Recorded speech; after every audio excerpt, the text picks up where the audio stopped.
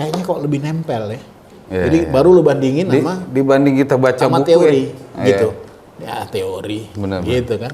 Mungkin jadi apa ya? istilah lain misalnya Tapi nggak mungkin geografi barangkali. geografi. Geografi. Pak, agak maju Pak, biar backgroundnya ngeblur gitu. Ngeblur, bokeh tahu? Saya bokeh nggak ngerti Pak. Kalau bokeh saya tiap hari. Mantan gua. Mantan. Tapi bukan mantan pacar gue. Salah.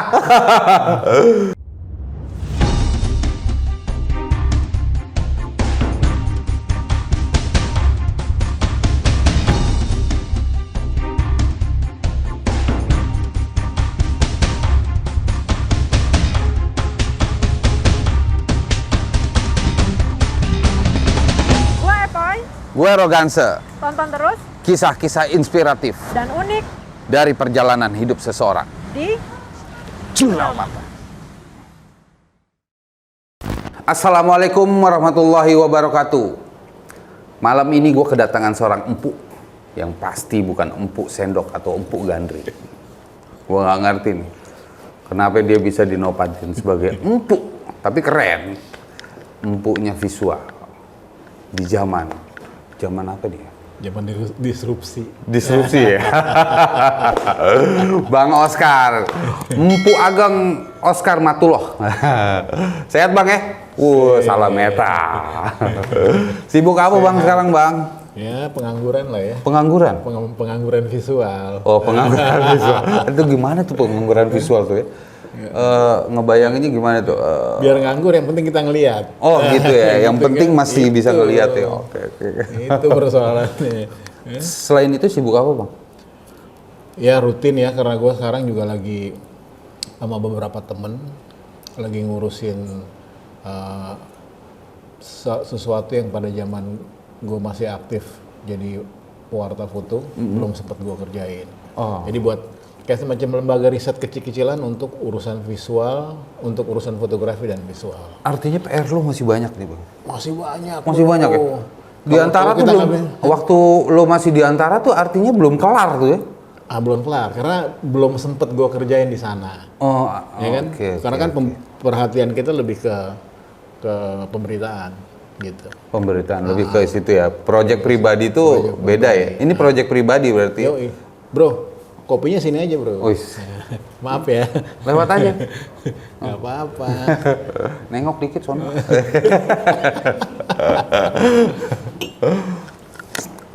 Bang, gue nih ngeliat lo Bang ya. Ini pandangan gue pribadi. Lo tuh sosok seorang yang buat gue masih sangat misterius. Wish. Kalau secara profesi semua orang sih gue rasa tahu lo tuh siapa. Seorang ahli di bidangnya lah. Tapi ada sisi lain yang banyak orang nggak tahu. Gue yang pengen gue tahu nih sama mungkin penonton gue nih pengen tahu lo tuh memulai fotografi tuh memulai menyukai fotografi itu sejak kapan Bang?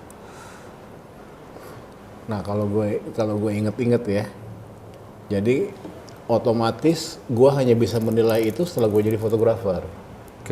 Setelah gue terjun dalam profesi dunia fotografi itu, baru gue bisa narik mundur nih bro. Jadi gue narik mundur, baru gue mikir-mikir ini dari mana asalnya ya. Fotografi itu gitu. Nah, waktu gue narik mundur itu, ya otomatis nyangkut lah beberapa teori-teori gitu ya. Termasuk yang sempet gue baca-baca pada zaman gue masih muda gitu. Emang sekarang udah? Sekarang lebih muda lagi. Lebih muda lagi. Jadi gue baca lah satu buku kumpulan dari seorang filsuf, pengamat ya, budayawan bisa dikatakan seperti itu. Namanya John Berger. Bukunya The Way of Seeing gitu. Orang mana? Emmerich kayaknya. Emmerich, USA. Nah, udah. Jadi gue baca di situ dia menyebutkan bahwa ketika lo dilahirkan, gitu. Jadi ini ada kaitannya juga sama sastra nih, bahwa ini filosofinya nih. Ini filosofinya. Setelah gue terjun dalam dunia ini, baru gue mulai narik mundur, gitu ya. Nah sebelum kita masuk ke John Berger ini, gue kan selalu ngebaca pada awalnya adalah kata, gitu kan. Inilah kisahnya. Oh, inilah kisahnya. Pada awalnya kata itu Sutarji Kalsumbahri, ya penyair kita ya. Oh, bukan Hairil Anwar. Angkatan setelahnya. Gitu ya. Nah, pada waktu John Berger menyebutkan sesuatu yang berbeda, gue baru mikirin nih, bahwa oh iya ternyata begitu ya. Nah dia bilang gini, jadi pada mulanya adalah lo ngeliat wajah nyokap lo. Karena kita dilahirin, lo tentu belum berkata-kata dong. Lo nangis, mungkin baru nangis kali ya. Teriak aja teriak. Nah, belum ada artikulasi sebuah pengertian dari apa itu kata. Gitu. Jadi yang lo lihat adalah nyokap lo. Jadi gue mikir-mikir, gue tarik mundur, iya ya. Dulu zaman gue kecil gitu, bokap gue selalu ngasih gue komik. Nyokap gue juga kebetulan penggemar film, movie goers lah. Jadi bokap dan nyokap gue itu seneng dunia visual. Jadi gue otomatis juga dari kecil mulai terbiasa untuk melihat. Tapi gue nggak pernah nyentuh kamera sampai gue menjadi seorang wartawan. Jadi hitungannya telat lah ya, telat dalam pengertian itu. Tapi sebetulnya dari novel yang gue baca, cerita-cerita, roman-roman yang diwajibin di sekolahan gitu, itu otomatis ngebentuk persepsi dalam kepala kita tentang visual itu. Jadi imajinasi lah. Artinya dunia fotografi itu ada hubungan sama orang tua juga tuh ya? Itu otomatis karena kalau ditarik mundur kan, pertanyaan lu kan soal misteri nih, gitu kan? Jadi pelan-pelan dikuak-kuak gitu. Nah terus gitu Ron, abis itu gue mulai oh iya berarti gue dari zaman itu mulai persepsi itu, lalu otomatis imajinasi itu kan hidup dalam ini kita ya, dalam kebenam lah ya. Gue mikir-mikir, oh iya ya. Gue sendiri terjun ke dalam dunia fotografi itu sangat telat. Karena gue kan habis ikut pendidikan jurnalistiknya Antara sekolahan gitu. Waktu angkatan gue direkrut. Waktu itu usia berapa? Usia 20 berapa kali ya? 28 barangkali. 28 apa 29 gitu. Udah telat nih. Udah telat tuh ya? Udah telat kira-kira 2 tahun. Teman-teman gue yang lain angkatannya di bawah, kayak teman gue si Oe itu 3 tahun di bawah gue. 3 tahun di bawah. Nah, tapi satu angkatan dalam pendidikan itu. Nah, jadi gue mulai dulu. Dolo ya. Lo umur 28 nih ya. 28 mulai masuk ke dunia fotografi. Enggak, masuk ke dalam dunia jurnalistik. Masuk ke dunia jurnalistik. Artinya ke dunia fotografi itu di umur. Nah, setelah itu. Dengarkan yang ini dulu. Gua agak nggak sabaran orang. Ini nggak sabaran nih. Jadi abis itu baru gua mulai nih. Jadi gue jadi wartawan. Ya. Kebetulan nih, kalau nggak ada kebetulannya gua dipindahin, karena kebetulan senior gue pada pensiun. Antara foto kayak mau selesai gitu. Mungkin dia ngeliatnya orang dekil, gondrong gitu kan, jelek. Lo masuk aja tuh. Dijorokin lah gue sama waktu itu wakil pemret gue namanya Parani Hadi. Juga dosen gue mentor gue di pendidikan. Lo masuk ke situ, pokoknya lo rubah semuanya. Langsung dikasih kepercayaan itu ya? Motret kagak bisa gitu. Tapi bayangan visual itu ternyata memang udah ada. Udah ada ya. Jadi kayak gue dapet dapet bensin di tengah-tengah api yang lagi bergolak. Gitu. Nah udah, gue belajar. Jadi gue belajar, gue harus nguber nih. Mulai memperdalam lah tuh ya. Gue memperdalam dan gue harus nguber karena gue ketinggalan banget sama teman-teman gue kayak Julian Xiaomi, ya, angkatan-angkatan gue lah pada waktu itu. Jadi gue pikir gue manfaatin nih. Kira-kira apa sih yang ada dalam persepsi seseorang untuk bisa memburu waktu, gitu ya. Gue terlambat jadi fotografer gitu, tapi gue pikir nggak ada salahnya daripada enggak gitu. Tapi lo nekat waktu itu artinya? Gue nggak nekat ya. Enggak, ketika lo dikasih kepercayaan, karena gue ketika lo dicemplungin nih, lo memberanikan diri, artinya nekat dong bang. Enggak juga ya? Itu menurut pengertian lo. Oke, Iya kan? oke, lanjut Bang. Nah, gitu. Jadi setelah itu, gue pelan-pelan. Makanya gue mulai mikirin bahwa fotografi ini kan dia nggak bisa berdiri sendiri sebagai sebuah bentuk dari pengetahuan, dari penemuan ilmu yang gabungan di antara kimia dan optik gitu, untuk semata-mata seperti itu. Jadi gue harus mikirin juga kan, dunia fotojurnalistik harus disertai juga dengan pendidikan. Dan gue ngerasain pada zaman gue, mungkin zaman lu kan lebih indah. Ya, oke. Kalau zaman gue itu lebih sulit. Lu mendapatkan literatur aja nggak mudah, bro. Iya benar. Gitu. Setuju itu. Lu harus kenal sama senior. Ada senior yang keren, oke. Kalau senior yang mau cari apa lo? Jutek ya. Jutek. Walaupun kemudian gue berteman dengan semuanya. Nah, dari situlah gue berpikir bahwa persepsi ini harus diteruskan ke generasi berikutnya. Nah, maka gue berpendapat bahwa fotografi, dan kebetulan karena gue berkecimpung dalam dunia jurnalistik, jadi gue ngelihat bahwa fotografi itu adalah cermin dari kehidupan. Cermin dari kehidupan ya. Cermin dari kehidupan. Apalagi dia juga kan adalah satu bentuk dari kopi masyarakat, kopi orang-orang industri untuk meniru mata kita sebagai bagian dari lensa yang digerakkan oleh bodinya. Ya. Jadi jadilah fotografi itu.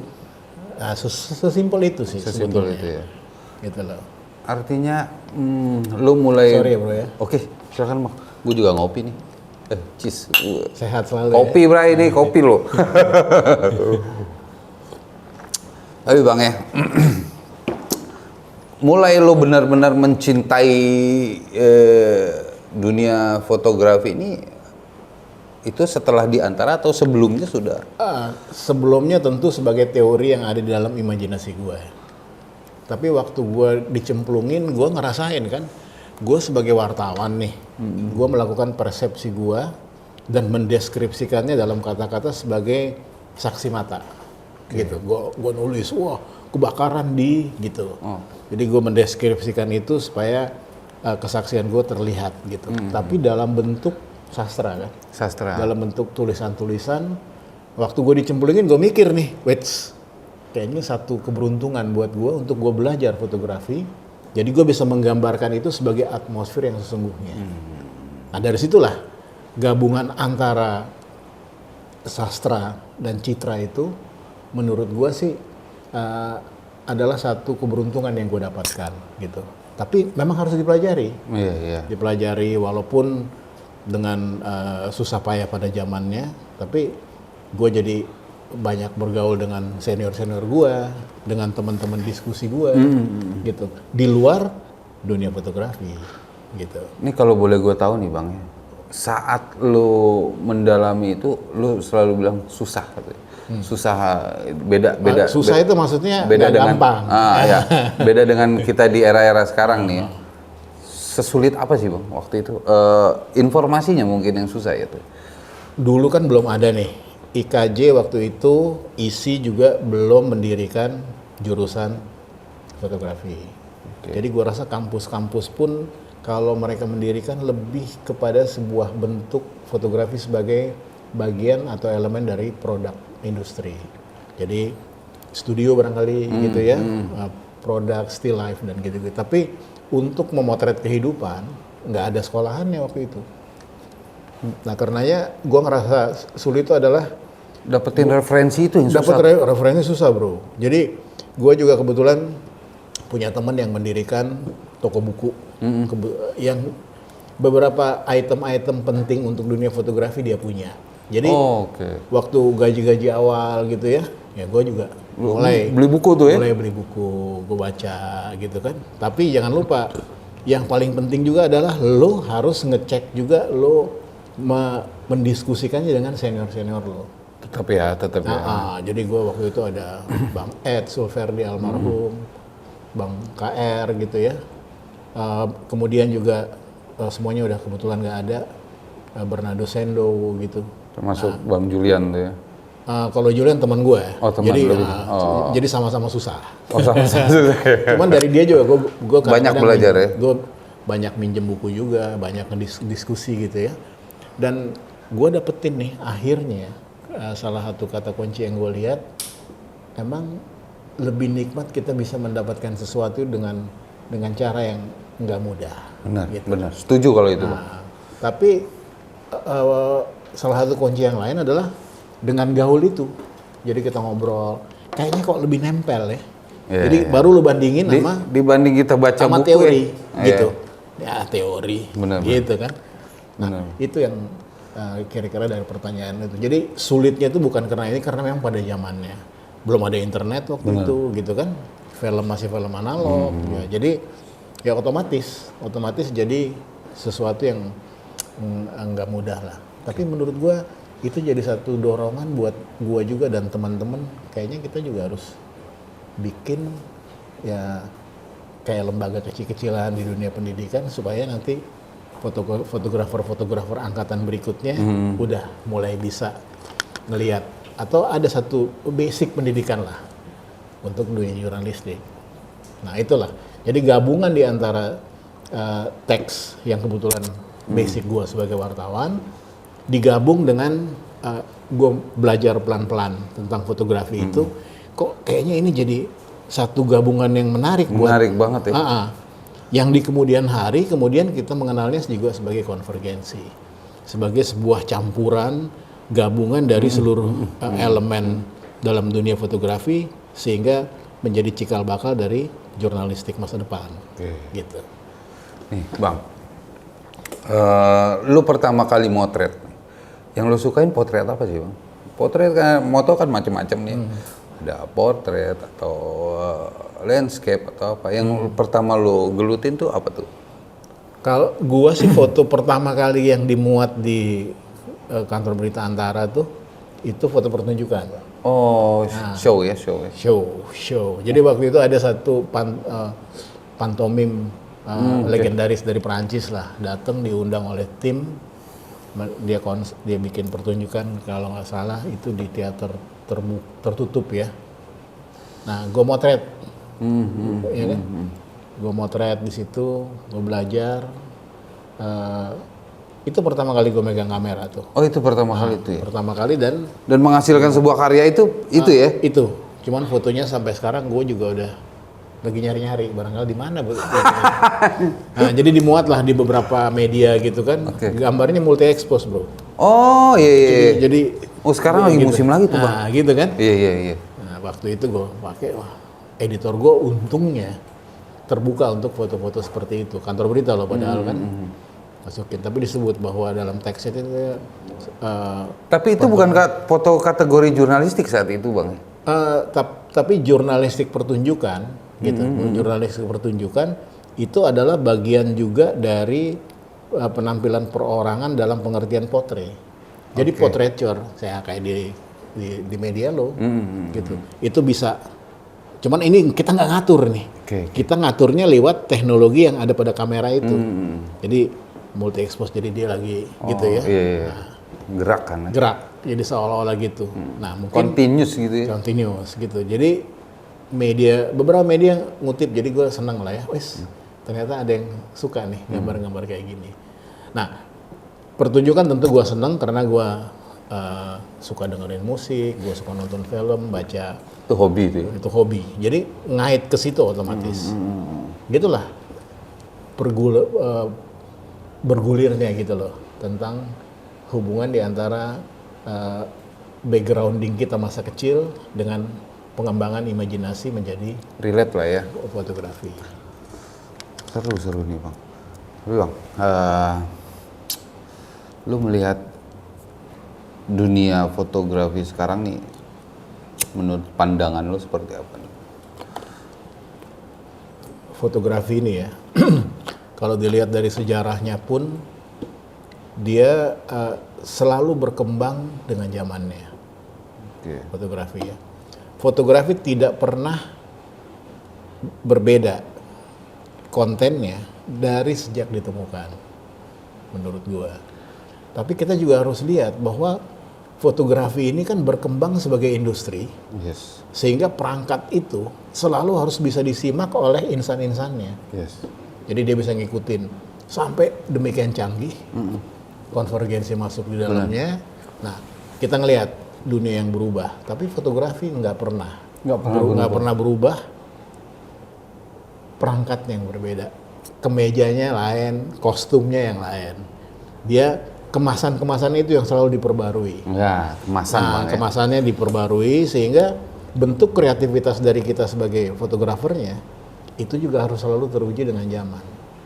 Nah, itu yang gue lihat sekarang. Kalau misalnya nih kita mengacu kepada penemuan fotografi pada 1826 dan dipatenkan 1839, itu zaman awal fotografi image pertamanya muncul, itu kita kenal sebagai namanya heliografi. Helio ya. Helio. Bukan halo ya. Helio. Helio. Nah, helio ini artinya dalam bahasa Latin matahari. Matahari ya. Nah, grafi itu grafis, gambar gitu ya. Jadi menggambar dari cahaya matahari. Akhirnya berubah menjadi Pada waktu dipatenkan, kamera pelan-pelan mulai berubah sebagai cikal bakal dari kamera yang kita kenal sekarang. Dia menjadi fotografi. fotografi. Foto, cahaya, grafi, gambar. Menggambar dengan cahaya. Gitu. Yang gue heran, waktu industri berubah, kok kita masih pakai istilah fotografi sekarang ini. Tuh. Nah, lo kalau lo koprek-koprek zaman gue nih, zaman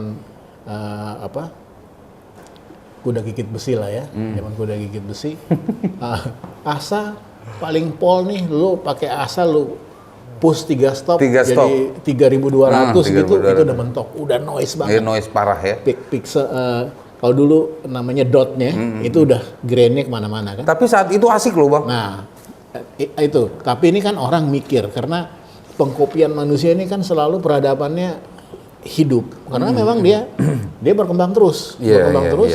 Sekarang bisa 100.000. Asalnya bisa 100.000. Gila ya. Artinya, emang lu masih ngelukis pakai cahaya lagi? Kalau lu bisa motret di dunia yang gelap gulita gitu, yang tidak ketangkap oleh mata. Gitu. Jadi berarti kita harus juga mulai mikirin bahwa fotografi juga barangkali bukan lagi disebut sebagai fotografis. Gitu. Mungkin jadi apa ya? Istilah lain misalkan tapi nggak mungkin grafi barangkali. Jin grafi. Tapi kalau berubah nggak enak Bang. Nah, tapi itu udahlah biarin orang-orang yang karena itu akan berkembang terus Bang ya. Dan mereka juga harus ngelihat bahwa sekarang seperti itu adanya. Jadi kalau dulu nih kita ngelihat, lu hanya bisa motret kalau ada cahaya. Benar. Gitu. Iya. Nah sekarang kan. Sekarang lu tanpa cahaya pun lu bisa mendapatkan itu. Dari asanya. Gitu kan. Itu ya. Lu bikin sinema di bioskop, lu pakai gadget lo, udah bisa. 25.000 asa gitu, itu udah noise-nya untuk kamera-kamera tertentu. Oh iya udah hilang. Udah Bang. canggih kan? Udah canggih banget. Gitu. Kayak yang moto-moto sport di malam hari itu kan. Atau di dalam ruangan sport. Nah makanya zaman ini kan kita kenal sebagai disrupsi. Alias jalan yang mengubah arah gitu kan. Jadi semuanya jadi kayak terswitch gitu, seolah-olah apakah bukan disrupsi, sesuatu yang kita nggak lihat dalam gelap menggunakan teori fotografi jadi kelihatan. Nah, apakah itu bukan jin? Jin. Jadi ghost fotografi. Jadi ghost grafis. Ghost gitu. grafis ya. Kira-kira seru gitu. juga itu. Ntar sate 1.000. Iya kan itu 100.000 gitu. Nah, gue juga pakai nih. Oh gitu, iya. kan. Ya nggak itu gambaran kayak ngomong konyol gitu. Konyol aja, Tapi Bang gini Bang, karena perkembangan yang fotografi yang begitu ininya ya. Pesat ya. Lu melihatnya nih bisa seperti apa Bang? Semua orang sekarang bahkan bisa motret. Betul. Dan persaingannya pun semakin gila ya. Itu lo melihatnya gimana Bang? Kalau gue ngelihat itu sebagai satu fenomena ya, karena mungkin gue sendiri sih nggak menjadi bagian dari itu karena gue udah ketinggalan zaman, ya. Tapi kalau gue ngelihat ke depannya, gue coba ngenilik itu, gue mencoba ngelihat kira-kira dari perangkat ini, dari fotografi yang akan berkembang menjadi sesuatu yang lebih post fotografi gitu, maka gue ngelihat bahwa satu keunggulan dari hidupnya dunia Foto, ya? internet dan sebagainya itu memancing semua orang menjadi dirinya sendiri. Oke. Memancing semua orang mempunyai kepercayaan diri untuk memunculkan personifikasi dia di dalam image gambar yang ada. Misalnya pemerintah membuat di tiap-tiap daerah wisata, di tiap-tiap katakan hutan nasional gitu ya, taman nasional, dimanapun mereka udah mulai bikin tulisan-tulisan gitu ya, untuk menghiasi kepada kebutuhan terhadap Instagramable itu. Oke. Jadi lo motret gitu, memasukkan person diri lo ke dalam atmosfer, dilengkapi dengan teks yang dibuat gitu ya. Teks yang menurut gue juga sebenarnya nggak terlalu perlu kali. Lu perlu nggak pakai sebuah teks di Bromo? Nggak perlu gitu. Nah jadi disinilah yang kita harus lihat bahwa kedepannya foto-foto yang dibuat oleh semua orang sebagai fotografer harus lebih cerdas. Gitu, harus tidak perlu membutuhkan lagi dukungan kata-kata untuk itu. Iya benar Bang. Kayak Padar. Gitu. Padar di dunia cuma satu bro. Benar. Gitu. Ya kan? Kalau perlu taruh iklan dikit gitu kan. Jadi nggak ada perkembangan yang lebih signifikan untuk membuat fotografi itu sebagai sebuah personifikasi tanda petik dalam pembuatan selfie yang keren kontennya. Nggak perlu ya? Nggak perlu. Karena jadi menurut gua itu sebuah kayak membuang garam ke laut gitu loh. Gitu. Ganggu ya Bang? Ganggu. Jadi si Taman Nasional itu jadi rusak dong. Iya benar. Iya kan? Lu pakai gitu sementara di belakangnya belahan-belahan batok misalnya gitu kan. Gunung Semeru di latar belakang ketutup sama satu huruf, abis itu ada iklan yang nongol dikit. Benar. Itu jadi merusak. Itu ngerusak atmosfer yang sesungguhnya. Jadi manusia ini, apalagi kalau misalnya itu dilakukan oleh oknum-oknum pemerintah, sayang kan. Mestinya hindarilah hal seperti itu. Kalau lo pengen buat buatlah kecil mungkin di pintu masuknya, gitu. Nggak perlu harus di tempat yang kita udah tahu. Lo pasang lagi itu, gitu loh. Biarkan orang menebak. Jadi lo menghambat pendidikan fotografi untuk semua orang menjadi lebih cerdas. Oke. Gitu. Benar Bang. Setuju itu Bang. Nah, itu memang kadang sangat merusak pemandangan tuh. Jadi kesian si Taman Nasionalnya kan? Gitu. Taman Nasional ini menjadi pelengkap penderita doang. Gitu. Harusnya ketika difoto menjadi indah, menjadi tidak indah. Jadi tidak indah dan semuanya tertulis di situ seolah-olah membantu melengkapi captionnya. Emang orang nggak punya pengetahuan untuk itu. Makanya dulu sempat rame, gue juga termasuk yang menentang itu. Karena nggak pada bentuk fotografisnya yang dimunculkan. Tapi lu hanya nebeng dari satu perkembangan. Gua adalah fotografer. Masyarakat dunia yang punya gadget adalah fotografer. Gitu. Cuman memang fotografi kan selalu akan punya nilainya sendiri di kemudian hari. Karena zaman dia selalu akan berputar seperti kincir angin gitu. Dia akan berada di atas, berada di bawah. Pada suatu waktu lu akan belajar, kayaknya cahaya kok bisa jadi gambar ya pada zaman dulu. Anak-anak muda yang pengen tahu, curiosity-nya tinggi, pengen tahu tuh belajar fotografi analog kayak gimana sih? Gitu. Jadi mereka dengan sadar mulai mengisi perbendaharaan amunisi otaknya untuk sebuah pengetahuan, gitu. Ketimbang sebuah tanda petik kebodohan memasang nama-nama di tempat-tempat yang sudah kita ketahui namanya. Kalau di zaman dulu mungkin masih oke lah Bang kali ya. Mungkin ya. Nama-nama itu diberikan ya, karena referensi tempatnya masih kurang kan. Kalau di zaman sekarang mungkin agak mengganggu. Mengganggu. Sekarang lo lihat aja di taman mana, wah taman ini So, wah namanya. Jadi orang dibikinin supaya nanti kalau dia berdiri, gue di taman ini nih, teks bisa lu tulis. Yoi. Ya kan?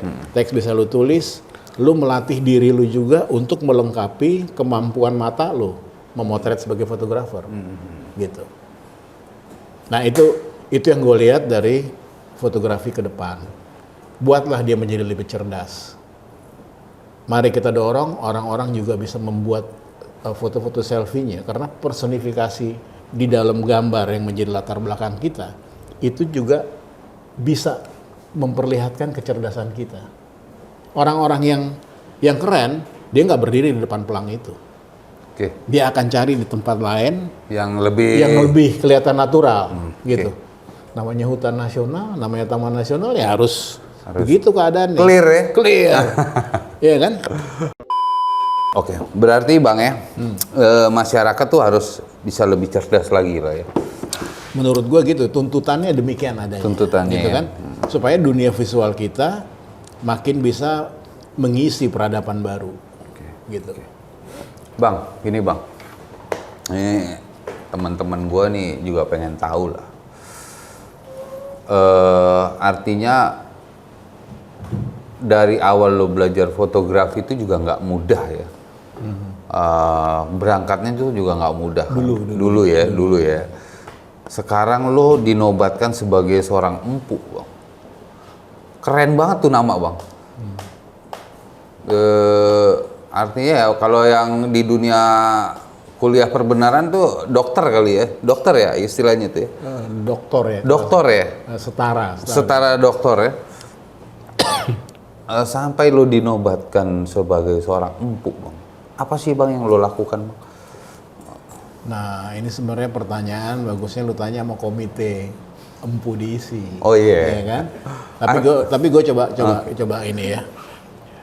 Basic yang pertama tentu gue dengan segala kerendahan hati gue harus ngasih tahu ya bahwa gue ini kan fotografer yang memotret dari balik kamera. Oke.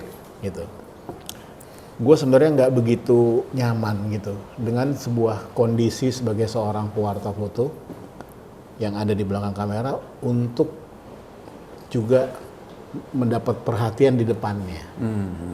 Gitu, karena agak ini ya buat gue kayak terlalu berat gitu. Menyandang gelar itu? Karena nggak, maksud gue jadi fotografer jurnalistik itu di belakang kamera, bro. Yes. Nah, tapi gue juga coba ngeliat ya. Jadi pada waktu teman-teman dari komite itu ngomong, gue kayaknya kok berat banget gitu ya. Oh, sempet tuh. Mereka ngomong, aduh kayaknya apa? Kayaknya sejumlah nama lain lebih pantas. Gitu ya? Menurut gue ya. Lu sempet keberatan tuh ya? Keberatan dalam pengertian gini, Kok kayak berat? apakah layak orang di belakang layar kayak gue yang memotret kejadian-kejadian itu sebagai, tapi kan komite ini juga nggak berdiri sendiri. Mereka punya alasan-alasan sampai gue ngelihat bahwa ini sepertinya satu bentuk penghargaan kepada fotografi jurnalistik. Jadi ketika istilahnya penganugerahan itu berlangsung di ruang di auditorium isi gitu ya, itu gue menyampaikan bahwa ini adalah bentuk penghargaan dari sebuah institusi seni terkemuka di Indonesia kepada fotografi jurnalistik Indonesia. Gitu, nggak kepada personnya gitu, nggak kepada gue ya. Jadi gue menganggap seperti itu. Nah, gue justru mengharapkan dengan kehadiran dari anugerah ini itu bisa ngedorong juga fotografi jurnalistik gitu ya, fotografi jurnalistik untuk sama-sama kita majuin itu. Kalau gue hanyalah sebuah elemen kecil dari itu. Karena gue sendiri ngomong ke teman-teman dari komite bahwa banyak loh nama-nama lain gitu ya. Banyak orang-orang yang lebih pantas ketimbang gue pribadi kalau menurut gue gitu.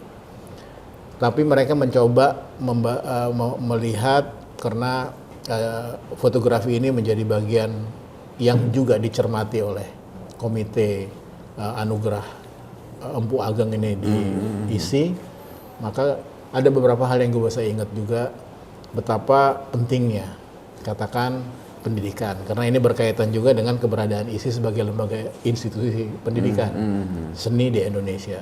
Jadi gue pikir itu lebih kepada sebuah penghargaan kepada profesi kita, kepada profesi fotografi jurnalistik.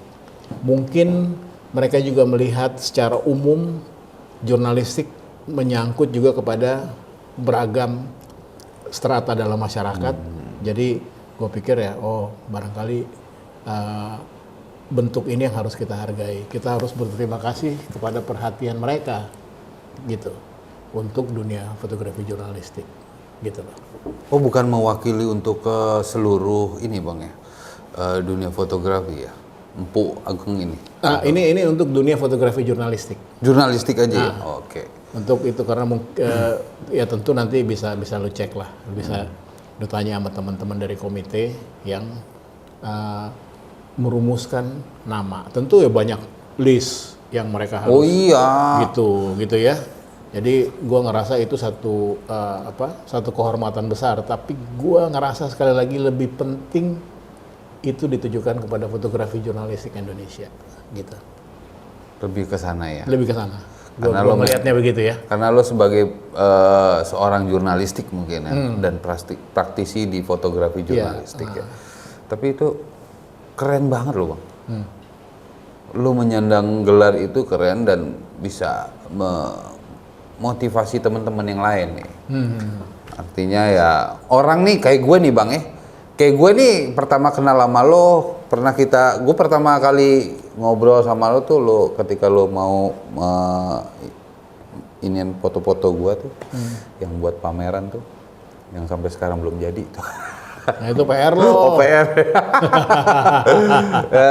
Gue banyak belajar dari lo. Sebelum gue ngobrol sama lo aja gue udah, wih ini orang keren banget. Secara lu ketipu ya. Tapi enggak Pak. Tapi lo buat gue keren.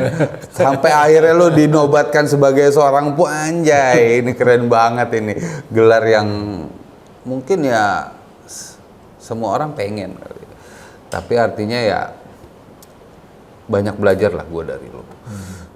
Dari kok keren banget deh. Dan bisa gue termotivasi untuk itu, syukur deh. Untuk selalu mendalami dunia fotografi walaupun masih belajar terus Bang, untuk idola fotografer lo siapa Bang? Waduh banyak banget ya. Indonesia dulu. Indonesia banyak tuh dari zaman Hindia Belanda pun ya. Oh Hindia Belanda nih. Jadi Kasihan Sevas gitu ya. Itu yang kameranya masih kayu masih kayak gitu.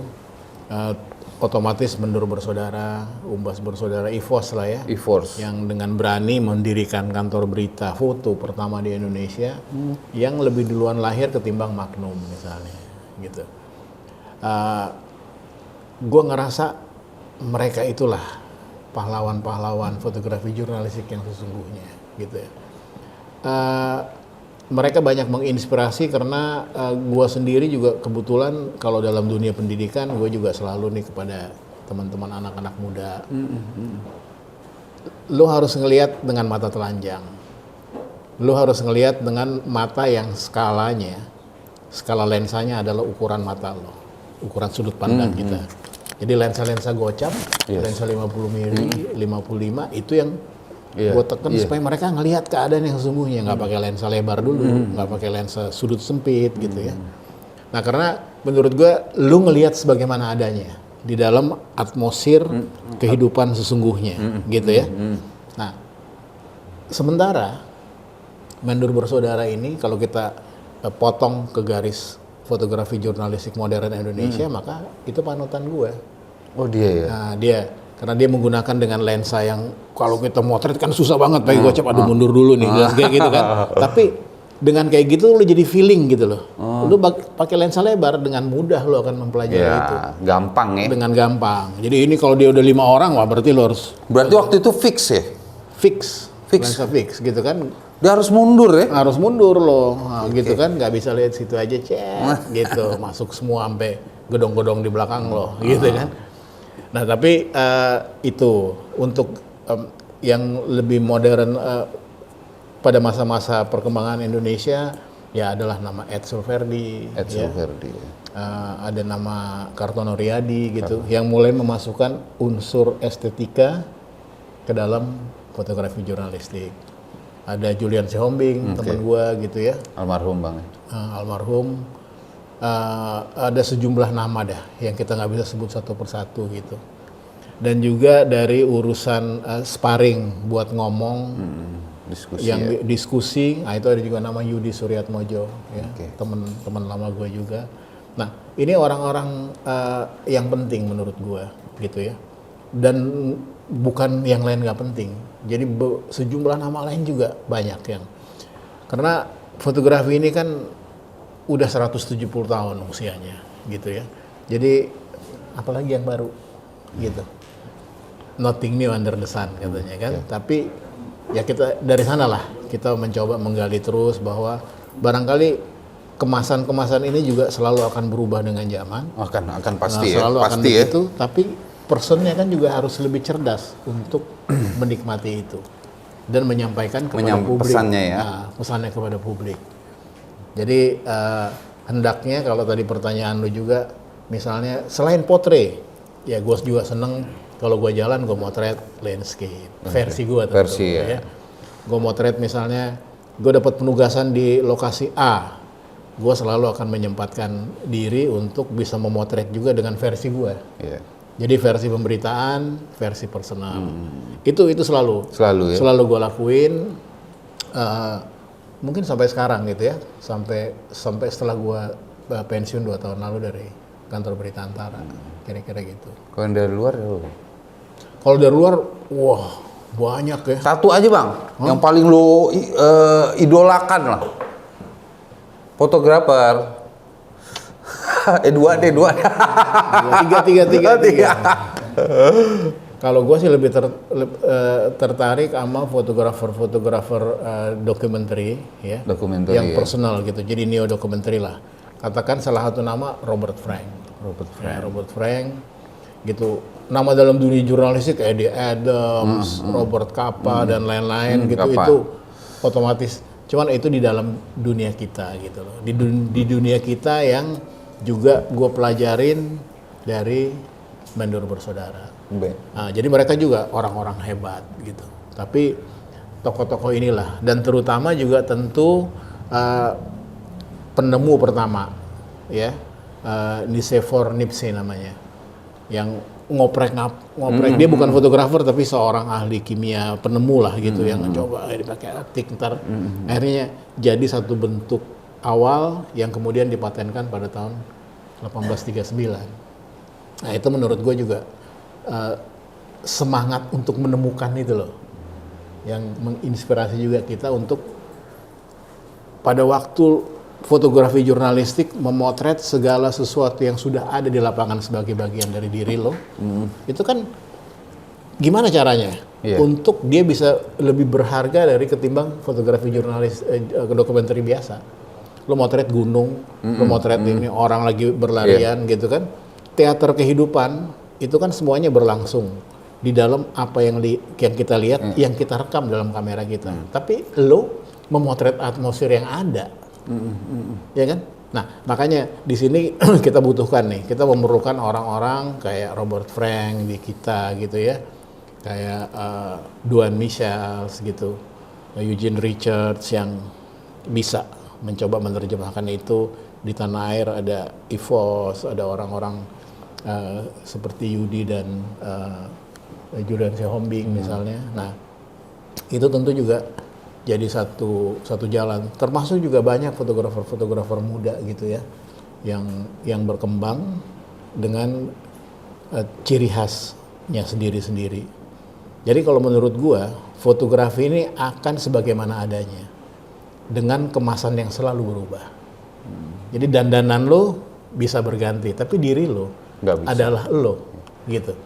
Jadi personifikasi kita di dalam fotografi itu menurut gua selalu menjadi tanda dari zamannya.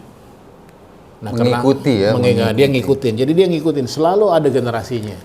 Generasi sebelumnya dalam katakan dunia seni musik gitu diwakilin oleh A. Generasi sekarang ada wakilnya. Iya. Jadi selalu seperti itu, ya kan?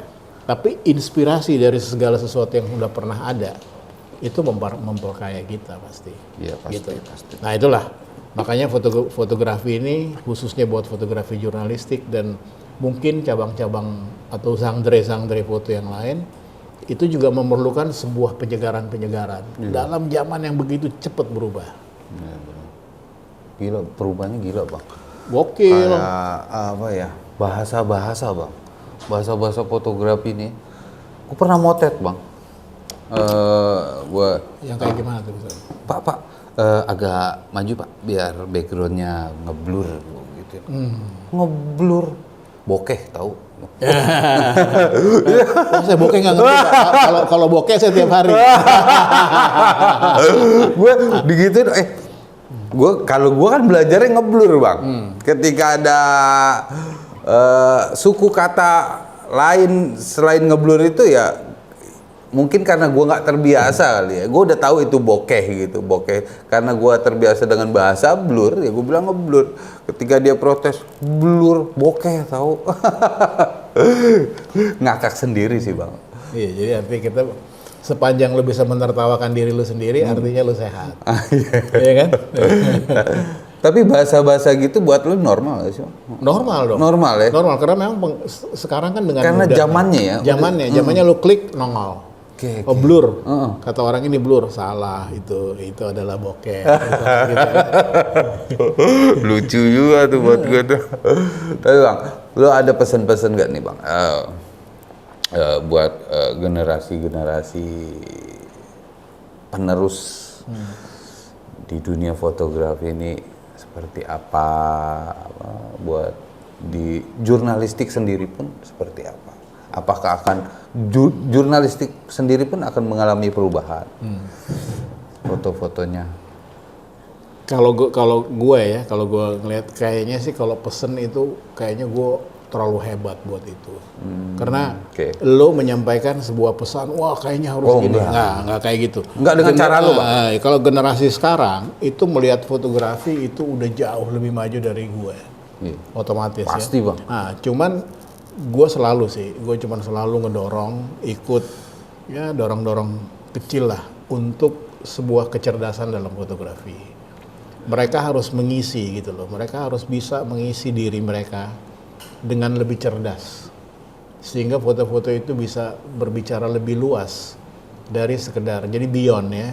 Beyond dari segala sesuatu yang dilihat. Karena kalau segala sesuatu bisa dijelaskan, ngapain ada fotografi? Cukup sastra dong. Yes. Gitu. Jadi konvergensi yang ada dalam dunia sekarang gitu ya, disrupsi yang muncul itu hendaknya juga menjadi dorongan untuk mereka bisa menciptakan, mereka bisa menangkap nuansa-nuansa baru sehingga fotografi ini terus menginspirasi peradaban. Gitu ya. Kira-kira gitu. Bagus. Tapi ya tetap ya dorongan buat teman-teman di foto tuh tetap ada bang.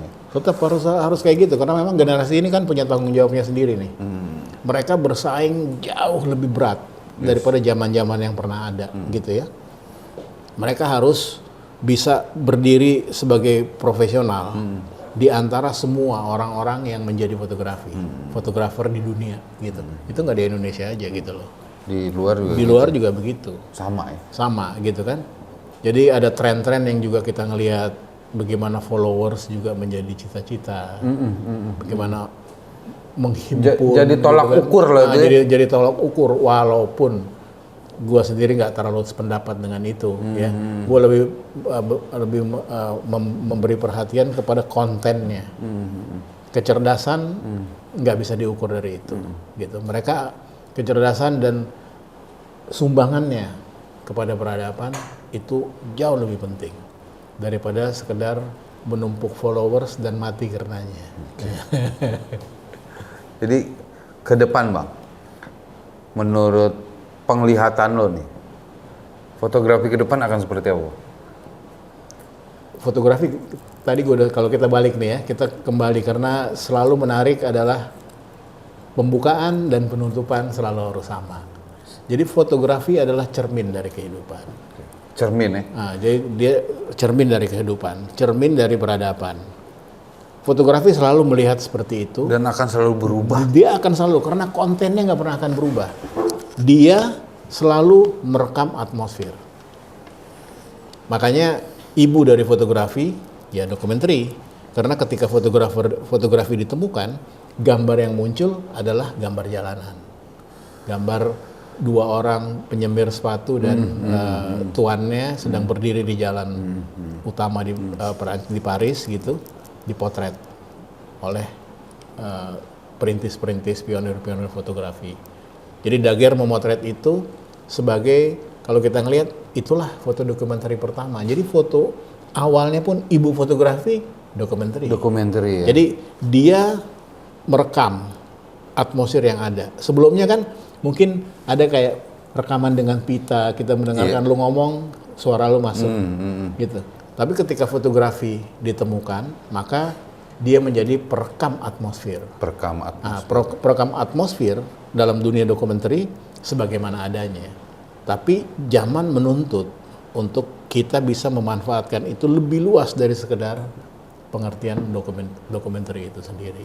Jadi kalau orang bilang neo dokumenter baru, mungkin ada lagi neo dokumenter baru. Baru lagi ya. Gitu. Selalu berubah. Selalu berubah dari satu basic yang sama. Dan lo akan mengikuti arus itu terus tuh ya? Ya, mungkin kalau gue sih ya pasti ada titik habisnya, karena mungkin nggak lama lagi gue hidup ya. Bang, ini balik nih ya. Gua ngelihat lo tuh orangnya nggak pelit ilmu, mau berbagi sama, lu ngumpul sama siapa aja bang kalau gue lihat. Humble lah, cukup humble. Humble. Iya. Gue ngeliatnya gitu, humble. Bahasa Indonesianya apa ya humble tuh ya? Cair. Sama lo nggak mandang. Udah cair belum nih? Itu encoy bang. Encoy itu bang. Cair. Tapi gue lihat sih lo sama semua umur lo berbaur lah. Mungkin itu yang kenapa lo sebagai sosok yang buat gue keren ya. Nggak pelit ilmu, mau berbagi sama generasi-generasi penerus lo. Itu yang bisa memotivasi teman-teman mungkin tuh di dunia foto ya. Dan gue anggap lo sebagai sosok yang super keren. Apalagi udah dinobatin sebagai seorang empu. Itu versi gue bang, ini versi gue, belum tentu orang-orang setuju dengan versi gue. Zaman sekarang ya bro ya. Gue kan boleh dong punya manusia panutan sendiri, mantan gue. Mantan. Tapi bukan mantan pacar gue. Salah. Bang, terakhir nih bang. Tampilan lo gini mulu bang. Kalau dicukur rambut gimana bang? Kira-kira lo akan seperti apa bang? Bukan Oscar Matuloh lagi kali bang. Penampilan lo nih yang nggak akan pernah berubah dari dulu sampai sekarang. Ya ini sih, gue pikir karena gue nyaman begini ya. Nyaman ya? Gue nyaman aja. Dari dulu emang seperti itu. Waktu gue juga dulu jadi bulan-bulanan mentor-mentor gue di pendidikan antara karena gue gondrong. Tapi dari lo muda emang segini-segini aja rambutnya. Segini-gini. Nggak pernah sampai. Ya kadang-kadang panjang juga. Panjang. Sih. Nah, tapi kebanyakan sih ya kadang-kadang gue potong-potong. Tapi emang udah jadi ciri khas lo ini bang. Nah, gue nggak tahu deh ya. Ini ciri khas lo ini bang. Iya, ciri khas ya. Dari dulu ya gue lihat ya, gila ini orang. Dari gue pertama, ini siapa sih ini orang nih? Jelek amat. Oh. Itu lo yang ngomong ya.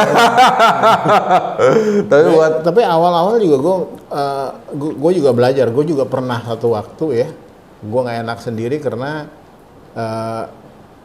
kan segala sesuatu kita pelajarin dari pengalaman liputan gitu ya. Waktu gue pendidikan, ya gue kayak seolah-olah jadi masih kayak zaman anak muda kuliahan dan sebagainya. Jeans bolong-bolong gitu. Itu Rambut gondrong gitu kan. Jadi kadang-kadang gue masuk kelas, mentor-mentor gue ini kan senior-senior gue kan, Pak Hadi, sejumlah nama lah, nama-nama yang senior-senior gue yang terhormat itu pertama juga ngelihat gue kaget-kaget ya kan, tapi gue udah kadung keterima. Oh, terlanjur ya? Udah terlanjur diterima nih, kalau bisa keluarin. Keluar. Ya. Gitu, tapi gue pikir. Tapi pernah disuruh cukur nggak? Nggak pernah? Nggak pernah. Satu waktu ini wakil pemret gue si Mas Parni Hadi ini pernah nyinggung sedikit, kamu itu. Nah, tapi gue jadi pertama kali karena dia di kelas ini kan gahar kan, gue langsung sikat. Bisa nggak Bapak menjelaskan apa hubungannya rambut dengan apa yang gue pelajari? Lo gitu ya? Gitu. Dia bilang, kamu. Tapi abis itu kita jadi kayak namanya wartawan kan, semua sama gitu loh. Bentar ini ngapain sih nih? Bentar ya. Bang? Bentar ya. Nanti ke telepon balik ya. Oke. Nah, jadi gitu. Gue ditegur kan. Tapi lama-lama gue juga ngeliput nih. Ngeliput gue kadang-kadang lupa nih. Walaupun gue udah dikasih di tiap anak-anak baru ini, angkatan gue disiapin loker. Batik, dasi gitu kan. Iya. Tapi gue kadang-kadang lupa nih. Itu buat liputan resmi itu ya? Gue waktu itu pergi ke satu acara menteri deh. Nah, pakaian gue masih kayak gitu. Menterinya nggak negor. Dia ketawa-ketawa aja ngeliat gue kan, tapi gue jadi nggak enak. Dan gue belajar di situ kan. Wartawan on occasion. Lo harus bisa jadi bunglon untuk menghormati sumber berita lo. Nah, jadi sejak itu gue, kalau misalnya gue ke acara resmi gitu ya, gue batik. Batik. Oh, pernah ya? Oh, batik gue sampai sekarang masih ada batik. Oh, masih? Jadi kalau giniin, jin. Oh, iya. Tapi kan orang lihat atasnya kan. Ya rambut agak gue cuci muka dikit lah gitu. Gue pikir lo tuh begini terus bang. Gue nggak pernah ngeliat lo rapi pakai batik gitu. Oh, itu on occasion gue bilang kan, sewaktu-waktu kalau dibutuhkan. Cuman emang gak nyaman. Iyalah. Nah, gitu kan. Itu bukan gue. Itu orang lain bang. Tapi kalau sekarang kayaknya bang, kalau sekarang lo nggak rapi nggak apa-apa bang. Iya. Karena emang udah jadi apa ya, ciri khas kali ya. Jadi udah untung teman-teman sumber-sumber berita tuh kadang-kadang masih memaafkan gue lah, ya. Jadi gue juga bisa menikmati itu ya. Gue berterima kasih mereka bisa ngelihat sebagaimana adanya. Cuman emang dunia kewartawanan menuntut lo harus on occasion. Pada waktu tertentu lo juga harus. Tapi di istana pernah bang? Enggak, gue nggak pernah masuk istana. Nggak pernah? Nggak pernah. Maksudnya gue nggak pernah tugas. Tapi liputan di istana, liputan presiden di luar istana pernah berkali-kali. Itu nggak mesti rapi lah ya. Ya di luar kan paling kalau zaman Soeharto dulu ya Pak Saidi almarhum mulai ngomong, Kar tolong kancing dikit. Ada juga ya gitu tetap. Ada juga, tapi ya gue nggak kancing lah. Habis itu kan dia udah sibuk ngurusin karena RI satunya kan. Gitu. Terus kamera yang lo pakai apa sih? Pertama kali lo belajar? Kamera pertama gue pakai Canon FTB. Canon FTB lensa gocap. Itu manual tuh? Manual banget. Berat bro. Oh, gede itu? Gede. FTB itu seri ya kanan-kanan belum awal. Lahir tuh Bray. Hah? Belum lahir gua. Lo belum lahir tuh. Mungkin pada waktu itu dia diciptakan untuk generasi berikutnya. Oh, FTB. Nah, itu FTB itu kelasnya kurang lebih kalau di Nikon itu FM kali ya. FM 10. Enggak, mungkin F2S. F2 FTB. Gitu. Di Canon ya. Di Jadi gue Canon. pakai itu, baru habis itu karena kan antara pakai Nikon, maka ya gue pakai juga Nikon. Habis itu semua peralatan-peralatan baru yang gue minta disediain untuk liputan gitu ya. Udah gue terjun lah kemana-mana tuh. Olahraga, pertunjukan gitu ya. Nah jadi lensa berkembang dengan itu. Tapi lama-lama gue tetap seneng gocap 35. Itu ya? Gitu. Fix ya berarti? Fix. Oh, lu lebih seneng itu ya? Nah, kalau 35 itu kan masih friendly ya, masih agak-agak kayak Iya. ya lebih luas dikit lah. Tapi orang juga nggak sampai distorsi amat gitu loh. 50 ya? Gocap 50. gitu. 85 enggak ya? 85 gue pakai buat ini kalau motret portrait aja. Iya, itu Nah, lebih. karena itu lebih seru ya, lebih ketarik ya. Gue panggung paling seneng bang, kalau 85. Ini buat potret juga seru dong. Iya. Ya kan? Tapi buat panggung. 180 juga tuh ya. 105, 180, 200 agak kepanjangan. Tapi kalau buat motret profil gitu, potret ya enak sih pakai. Artinya lo memandang ini nggak sih bang, alat itu jadi tolak ukur? Enggak, gue dari kebetulan aja karena gue pakai Nikon Canon pada awalnya. Cuman enggak, gue sama sekali nggak pernah terpengaruh sama Alat ya? Merek. Mau bagus, kagak ada urusan. mahal apa murah ya? Dia sama kayak kayak lu tato, nggak ngebantuin lu berantem. Yes. Gitu. Emang tato bisa diajak berantem? Nah, bisa diajak berantem sangar ya kan. Iya. Gitu. Dia nggak bantuin lo. Jadi kamera juga Sama ya? sama gitu. Kalau ya man behind the gun. Man behind the gun. Ya, itu yang lebih penting. Oke. Wah, kayaknya udah banyak nih bang. Cukup larut ya. Cukup larut dan semoga termotivasi teman-teman di Jurnal Mantan nih nonton ini.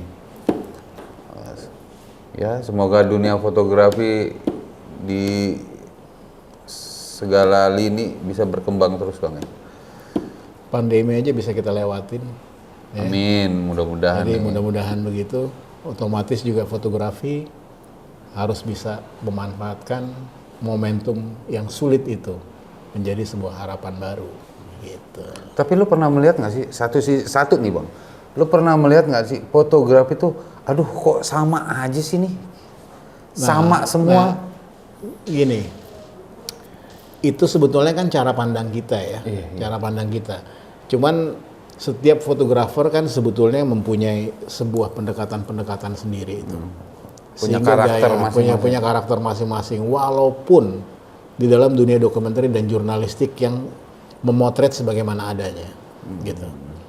Jadi kalau gua ngelihat sih banyak fotografer termasuk fotografer muda gitu yang memanfaatkan kadang-kadang teknik tertentu, dia menggunakan di panning gambarnya dan seperti gitu kan. Walaupun bentuk-bentuk pendekatan teknis itu juga pernah dilakukan sebelumnya. Tapi kalau menurut gua itulah jadi tantangan kita ke depan gitu. Dan cara untuk membaca fotografi memang selalu membutuhkan bekal, membutuhkan bagasi di belakang otak kecil kita.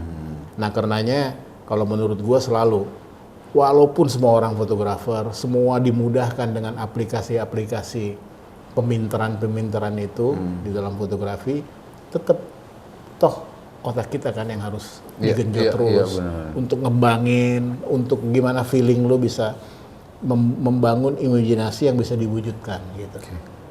Nah, itu barangkali kalau menurut gua sih secara sederhana satu keyword juga ya untuk fotografi ke depan. Gitu. Oke dah, selesai nih obrolan sama idola gue. Idola gue. Kalau idola yang lain terserah cara menilainya masing-masing. Begitulah adanya. Tapi ini orang keren.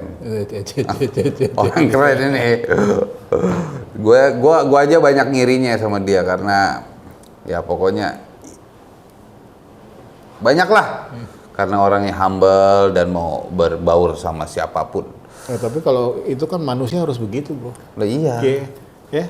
Tapi kalau orang bilang, orang Perancis bilang tout le monde égaux et libre. Semua orang dilahirkan sama dan merdeka. Tapi nggak semua orang kayak lo, Bang.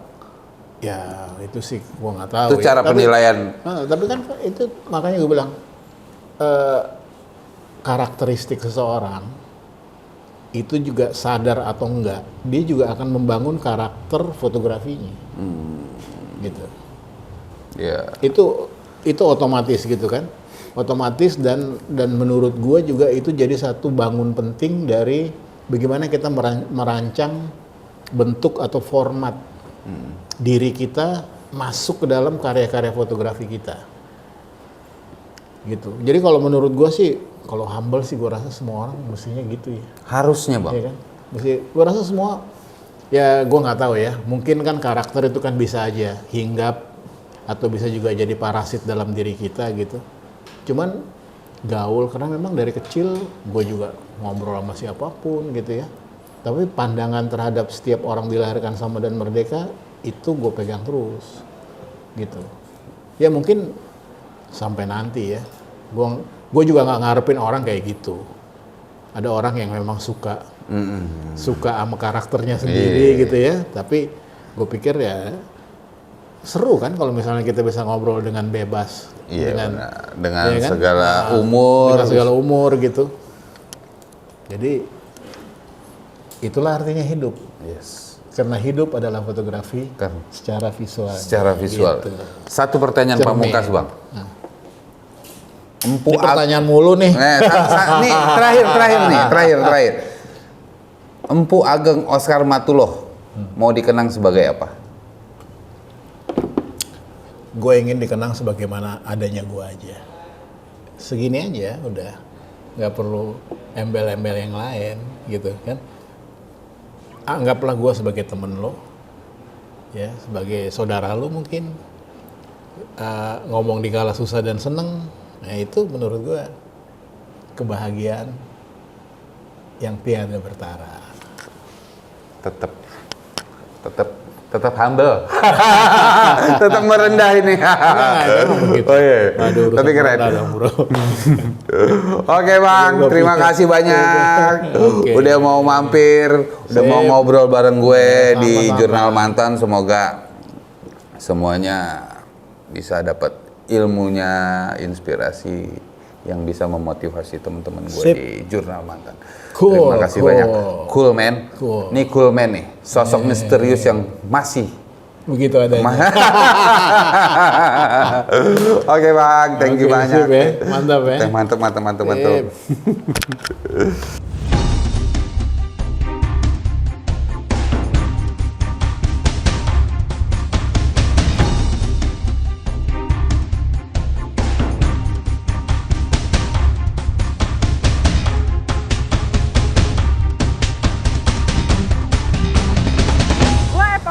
Gue Roganse. Tonton terus Kisah-kisah inspiratif dan unik dari perjalanan hidup seseorang di Jurnal Mantan.